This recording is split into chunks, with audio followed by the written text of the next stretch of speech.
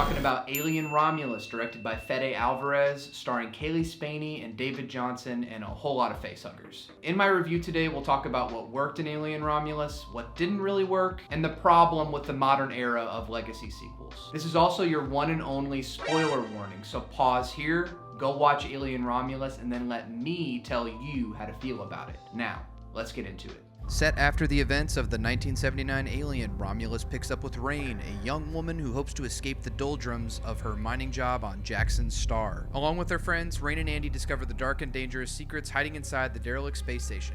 They'll wish that they just stayed at the mining colony, mind their business, and succumbed to Weyland-Yutani's capitalism after this crazy tale.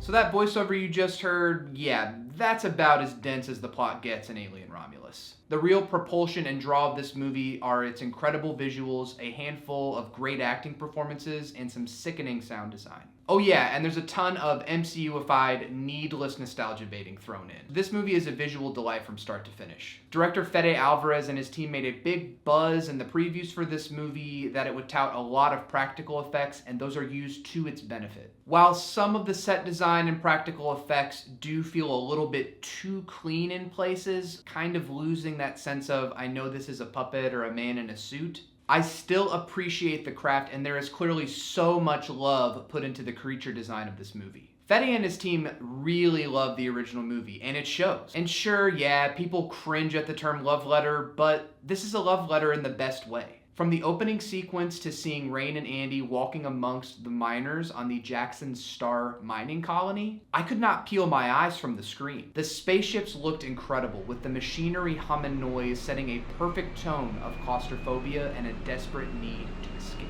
The moments of space travel and the impending impact of the Nostromo into Jackson's planetary rings were breathtaking. It was some grand science fiction on display, true eye candy. The aliens, facehuggers, all of the creature design was spectacular. I loved all the phallic and vulvic imagery, on par with the original Geiger designs, and I really liked that the entrance to the Nostromo looked like a loosened sphincter at some points. The horror of having a body is on full display in Alien Romulus, and while they don't quite fully lean into the body horror as much as the 1979 classic did, it does give us some visual cues that we are in for some severe bodily harm in this movie. The movie has a way of making you feel confined, aligning us with Rain's mindset and her strong urge to escape her surroundings. As she watches the miners carrying caged birds to their shift, she knows it's only a matter of time before she ends up like one of those canaries. Cailee Spaeny makes a mountain out of a script that is measly, to say the least. She chews as much meaning and emotion out of the little given to her character in the script. The ending of the movie especially proved that she has the mettle needed to carry the title of Final Girl. I just wish that Fede's script gave her a little bit more to do than react to these tight,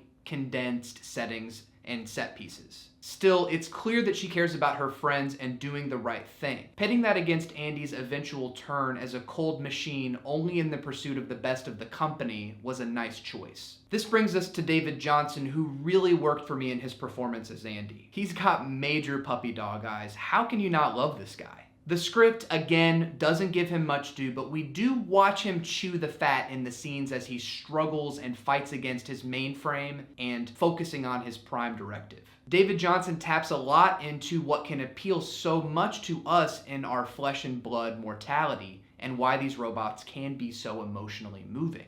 Cailee Spaeny can be seen as some kind of surrogate for the audience in these aspects because she will do anything to save this creature that could very well turn on her with some new programming, all in the pursuit of the company's best interests. I do wish Alvarez had leaned a little bit more into the splattercore that he's known for from his previous movies, such as the 2013 remake requel Evil Dead. The movie didn't feel nearly as gross and grimy as I had hoped for. There are some very effective scenes involving water, a stampeding bunch of facehuggers, even someone getting impaled by a Morse tail. The egg sacs, the anti-gravity sequences, those were all so cool. And I love that he swung for the fences in those moments. And he really committed to it because it could get very close there to just completely running off the rails. Romulus has a lot going for it. As someone who's a big fan of the first two movies of the Alien franchise, as well as some of the newer installments like Prometheus and Covenant, I've followed this franchise and cared about it for a while. I liked that the latter entrances in the franchise didn't lean as much into the gotcha references. But it seems that as Disney scoops up all of these major studios, they are instilling this sense of stupidity in all of these big franchises. This movie egregiously references major and impactful moments from other films in the franchise for seemingly no reason other than to say, look at what we can do.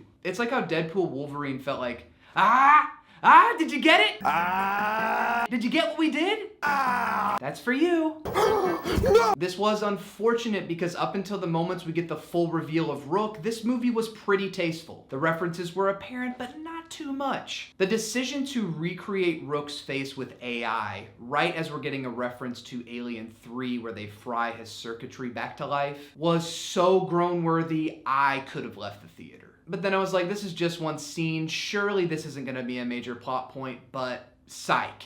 He's in a lot of the movie from that point on. Anytime that stupid AI-generated face showed up, I'd look over to my friends and we would just collectively sigh. I hated that. I know why they did it, but why are movies doing this now? This brings me to the problem of legacy sequels in 2024. Movies seem to increasingly need to tell us when and how to feel emotion.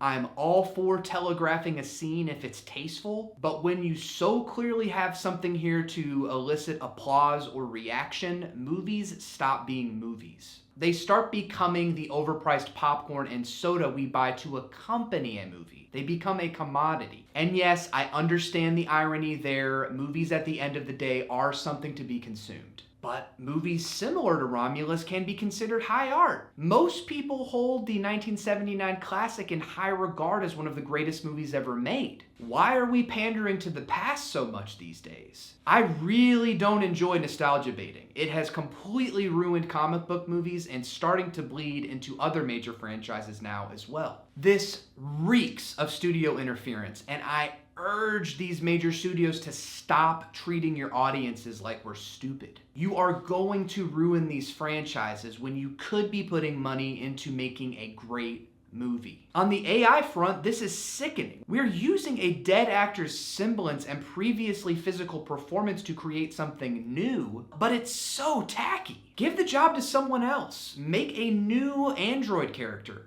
If you really have to include Rook, let him show up on a computer mainframe and do the exposition dumps that way. That method would be at least a little bit less annoying and offensive. Legacy sequels are nothing new to the cinema landscape. We've gotten the Hollow Green trilogy, the failed Exorcist Believer, and even the upcoming Rosemary's Baby requel. Where are all the original ideas at? Is this a ploy for major movie studios to help keep theaters open? Maybe, because the average theater goer seeing Alien Romulus is most likely going to applaud and cheer when they hear Andy recite Sigourney Weaver's iconic lines after he saves Rain. It's a tired tactic, and it's making me lose faith in the movies. The problem with the logic of using old IP to get butts into seats is that at one point in time, these ideas were original and novel. There wasn't somebody going into the vault like, hey, remember that classic movie from 1979? Let's basically make that again and reference everything that came after it.